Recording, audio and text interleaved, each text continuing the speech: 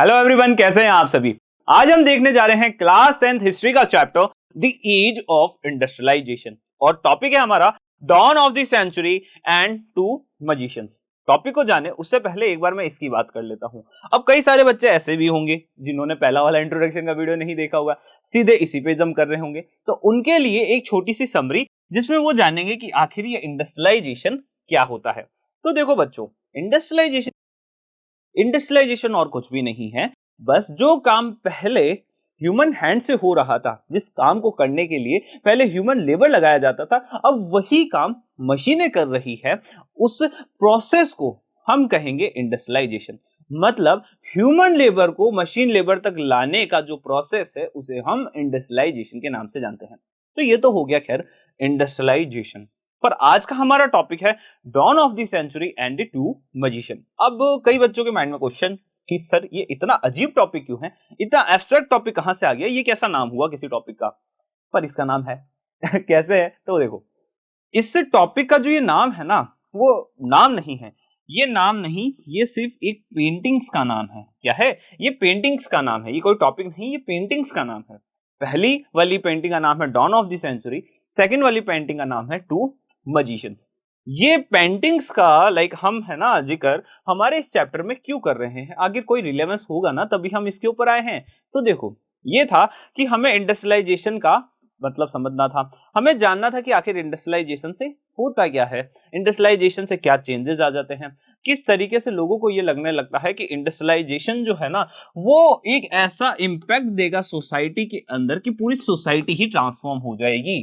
तो उसको समझने के लिए उस समय के लोगों ने, उस समय के जो आर्टिस्ट थे, उन लोगों ने जो पेंटिंग्स बनाई, हम उसके बारे में जब तक नहीं जानेंगे तब तक हम किस तरीके से समझ सकेंगे कि सोसाइटी के अंदर इंडस्ट्रियलाइजेशन का क्या इंपैक्ट होता है। तो सोसाइटी पे इंडस्ट्रियलाइजेशन का क्या इंपैक्ट पड़ता है, सोसाइटी क्या सोचती है इंडस्ट्रियलाइजेशन के बारे में, ये हम जानेंगे हमारे इन टू पेंटिंग्स से। पहली पेंटिंग का नाम है डॉन ऑफ द सेंचुरी। अब बात आती है कि ये डॉन ऑफ द सेंचुरी है क्या आखिर।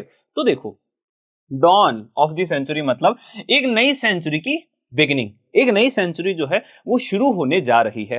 अब शुरू होने जा रही है, पेंटिंग का नाम है, पेंटिंग का टाइटल है ये, तो इसका मतलब यही हुआ कि एक नया जो समय है वो आने जा रहा है, एक नए टाइम की शुरुआत जो है वो होने जा रही है। वो तो होता है इस टाइटल का मतलब।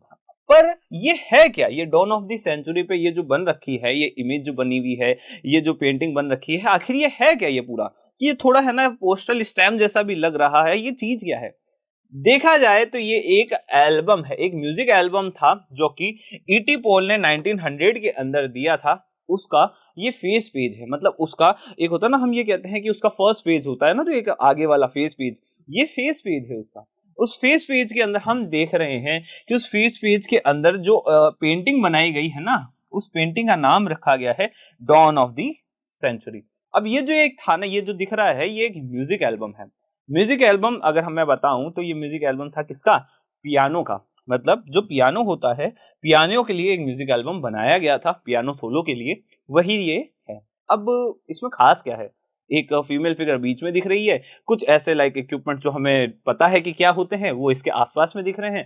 तो ये बताना क्या चाह रही है, तो अब हम ये समझेंगे किस तरीके से सोसाइटी को समझ में आ रहा था कि ये इंडस्ट्रियलाइजेशन क्या है। तो चलो देखते हैं।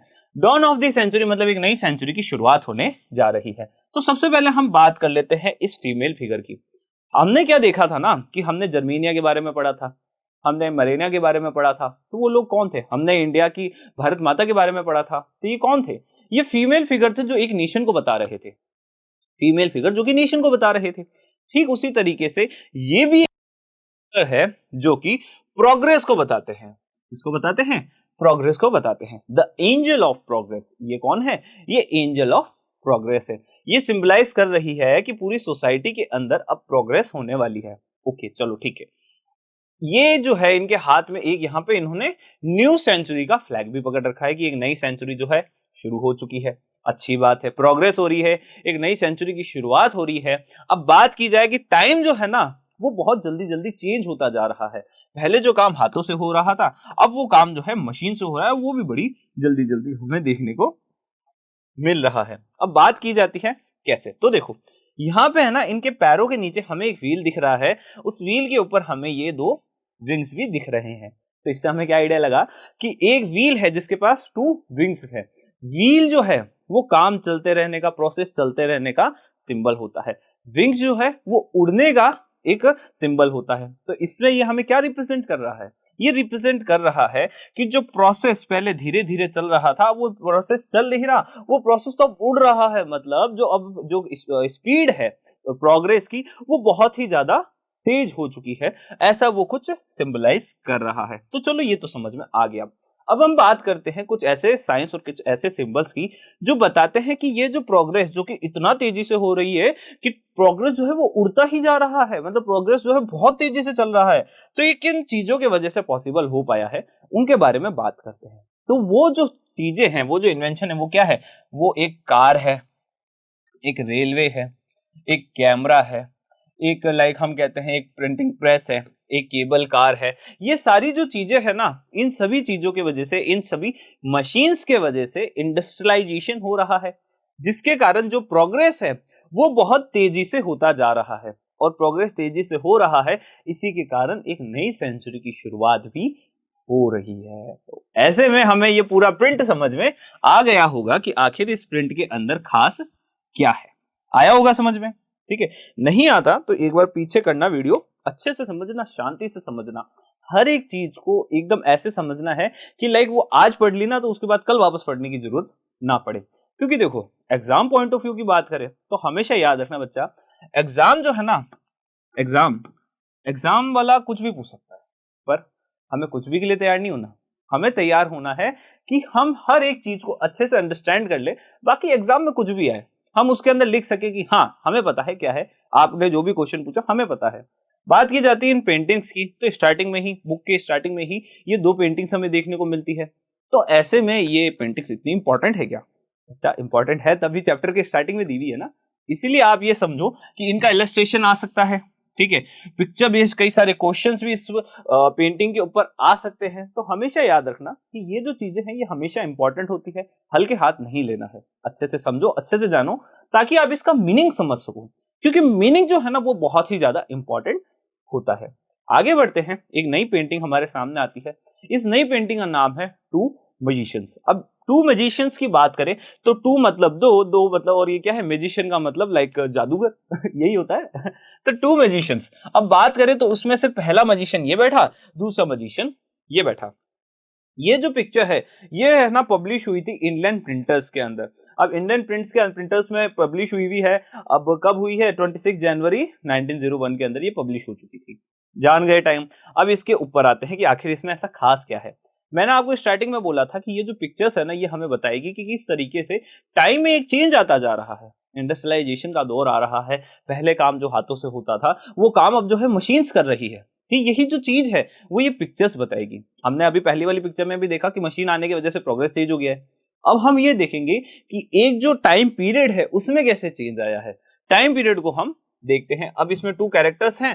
पहला कैरेक्टर जो है वो ये बैठा, इस कैरेक्टर का नाम है अलादीन। अलादीन जो है ओरिएंट की स्टोरी से लिया गया है। तो ओरिएंट जो है, ओरिएंट से आता है अलादीन। अलादीन की स्टोरी किसने ही नहीं सुनी होगी, पर फिर भी कुछ बच्चों के लिए अलादीन फिर भी एक वो होगा कि क्वेश्चन क्या होता है अलादीन। तो चलो समझते हैं अलादीन क्या था। तो देखो, अलादीन एक कैरेक्टर है जिसके पास एक मैजिक लैंप होता है, ठीक है। इस मैजिक लैंप को वो थोड़ा घसता है, उससे एक जिन निकलता है, जिन से वो अपनी विश मांगता है, और जिन जो भी विश अलादीन मांगता है उसको वो पूरी कर देता है। और इसका ये पूरा कॉन्सेप्ट होता है अलादीन का। इतना ही जान लो। अब अलादीन ने क्या किया, उसके पास जो लैंप था उसको थोड़ा सा घसा, उससे जिन निकला होगा, जिन से बोला जिन मुझे पैलेस चाहिए। जिन ने है ना पैलेस खड़ा कर दिया। किसी भी टाइप का ह्यूमन लेबर नहीं, किसी भी टाइप का कोई भी कंस्ट्रक्शन नहीं, कोई भी सीमेंट वगैरह कुछ भी यूज नहीं करी, सीधे उसने पैलेस खड़ा कर दिया। तो ऐसे में ये क्या है? तो अब आप खुद से एक बार सोचो, क्या ये चीजें पॉसिबल है? ये चीजें पॉसिबल नहीं है। पर उसके बावजूद भी एक प्रिंट के अंदर दिखाया गया कि अलादीन नाम का कैरेक्टर जो है ऐसा कर रहा है। ठीक उसी के अपोजिट साइड में एक दूसरा कैरेक्टर हमें देखने को मिलता है, जो कि है एक मॉडर्न मैकेनिक। इसकी ड्रेस से ही पता पड़ रहा है ना कि भाई कौन है। इंडिया में तो ऐसे मैकेनिक नहीं होते खैर, पर हाँ ये एक मैकेनिक है, ठीक है।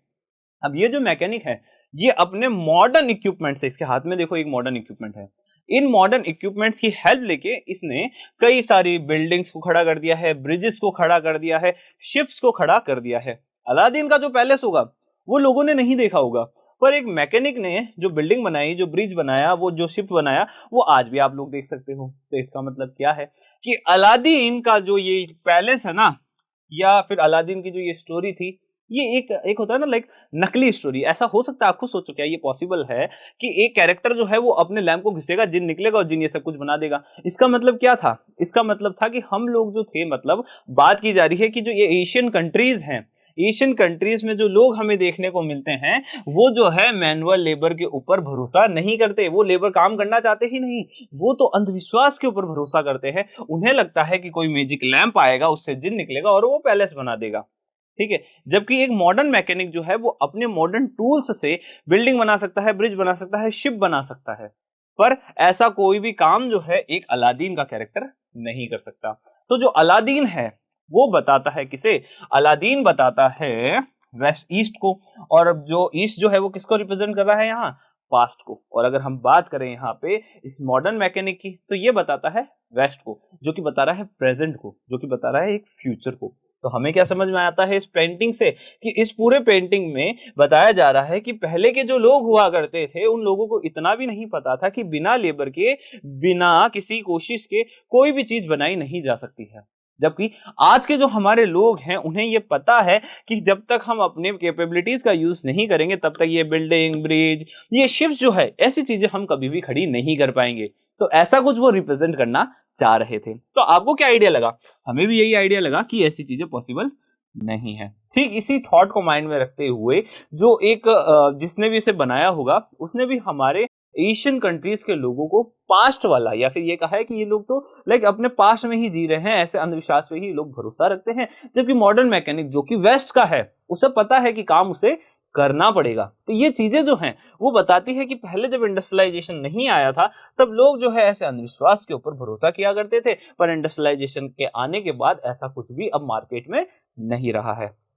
तो इन पिक्चर्स के बारे में इतना ही। इन पिक्चर्स से हमें यही पता पड़ता है कि इंडस्ट्रियलाइजेशन किस तरीके से पूरी सोसाइटी को इम्पैक्ट करता है, सोसाइटी के सोचने के तरीके को इम्पैक्ट करता है। तो ये सारी चीजें जो हैं वो हम जानते हैं इस एक पिक्चर से।